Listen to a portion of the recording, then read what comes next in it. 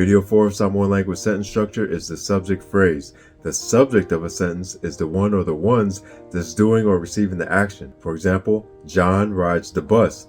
John is doing the action. The subject is John. The dog and the cat are fighting.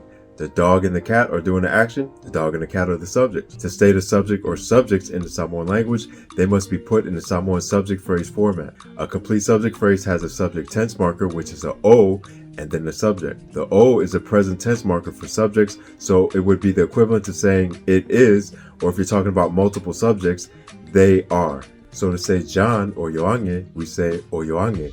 It's John. To say the dogs, maile is the word for dog, we say o maile.